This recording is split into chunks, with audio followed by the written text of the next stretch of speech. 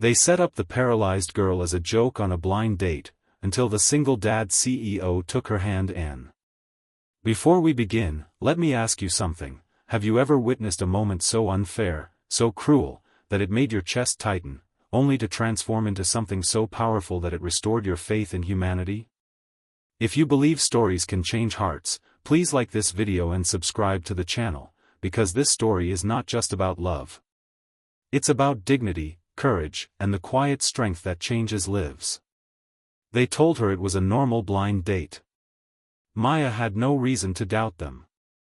She had learned long ago to trust carefully, but she still believed people were mostly good. Sitting in her wheelchair in the small cafe near the river, she smoothed the fabric of her simple blue dress and took a steady breath. Her hands trembled, not from fear, but from hope. Hope was dangerous, but she carried it anyway. What Maya didn't know was that, across town, a group of co-workers were laughing. "Did you see her profile?" one of them snorted. "This is going to be hilarious," another said. "A paralyzed girl on a blind date with a CEO? That's comedy gold." They had set her up as a joke. What none of them expected, was the man who was about to walk through that cafe door. Ethan Cross had not planned on going on a date. At 38, he was the CEO of a fast-growing logistics company, a widower, and the father of a 7-year-old boy named Noah.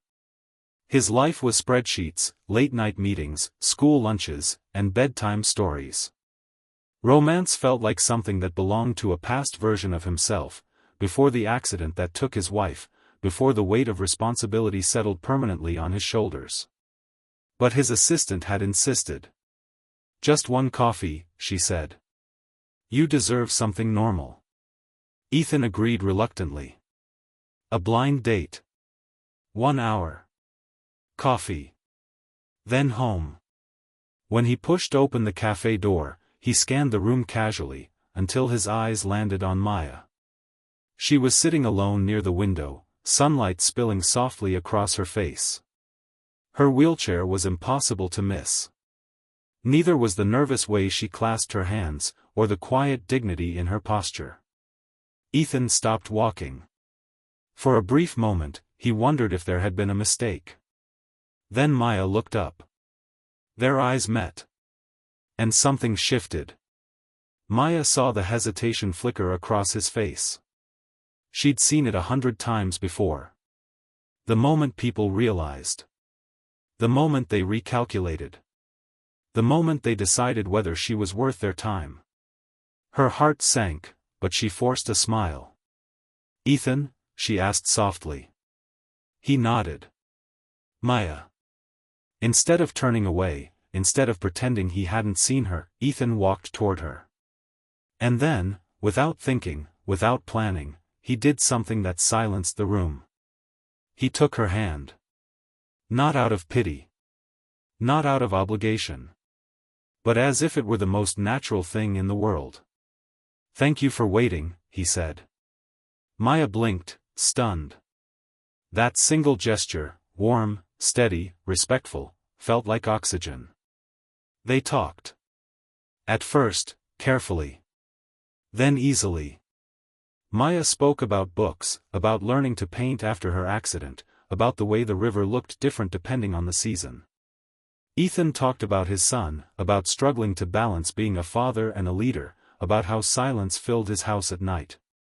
He didn't ask how she was paralyzed right away. He didn't stare at her chair. He looked at her face. And for the first time in years, Maya felt seen, not as a tragedy, not as a lesson, but as a woman.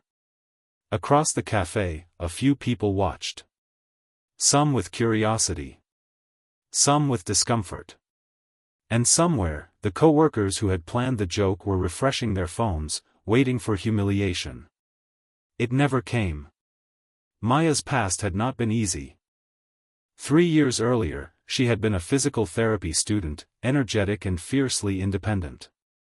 Then came the accident, a drunk driver, a rain-slicked road, and a collision that shattered her spine and her plans in the same instant. Rehabilitation was brutal. Friends faded. Relationships dissolved under the weight of awkward silences and unspoken fears. She learned how invisible a wheelchair could make a person feel. That blind date invitation had felt like a miracle. Now she feared it might vanish just as quickly. Ethan felt something he hadn't allowed himself to feel in years. Peace. Not excitement. Not butterflies. Peace. Maya didn't need him to impress her. She didn't need grand gestures. She listened, truly listened. And when she smiled, it wasn't practiced. It was real. When the hour passed, neither of them noticed. "I should go," Maya said finally, regret edging her voice. Ethan hesitated. Then said, "May I see you again?" Her breath caught. "I'd like that." The truth came out a week later. A message sent accidentally to Maya. Screenshots. Laughter. The word joke typed carelessly between emojis. She stared at her phone, numb. Everything collapsed at once. She cancelled her next meeting with Ethan without explanation. Then the next. And the next. Ethan noticed. When he finally confronted her gently, she broke. "I was never supposed to be here," she whispered. "They set me up to laugh at me. You were never meant to take me seriously." Ethan's face hardened, not with anger toward her, but toward the world. "Who did this?" he asked. Maya shook her head.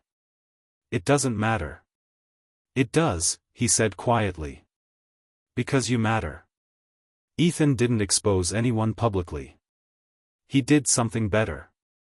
He invited Maya to his company's annual charity gala, an event streamed online, watched by investors, employees, and thousands of viewers. That night, standing beside him on stage, Maya trembled. "This woman," Ethan said, his voice steady, "was once introduced to me as a joke. But jokes don't have courage like this. Jokes don't rebuild their lives from nothing. And jokes don't teach others what respect truly means." The room went silent. "Disability does not erase worth," he continued. "Cruelty does." He reached for Maya's hand. Applause erupted, not polite, but thunderous. Somewhere in the crowd, people who had laughed before couldn't meet her eyes. The backlash was swift. Apologies flooded in. Some sincere. Some not. Maya didn't need them. What she needed, what she had found, was her voice. She began speaking publicly. Advocating. Telling her story not as a victim, but as a survivor. Ethan stood beside her, not as a savior, but as a partner. Noah adored her. He asked questions without fear. He learned that love didn't look one way. And Maya learned something too. That being chosen, not despite who you are, but because of who you are, can heal wounds you thought were permanent. Love did not cure her paralysis. But it cured something just as deep. The belief that she was less. So if you ever feel invisible. If you've ever been underestimated. If someone once laughed at your pain. Remember this. All it takes is one person willing to take your hand. If this story moved you, please like the video and subscribe to the channel. Stories like this remind us that kindness is not weakness, and dignity is the greatest strength of all. Because sometimes, the joke ends. And the real story begins.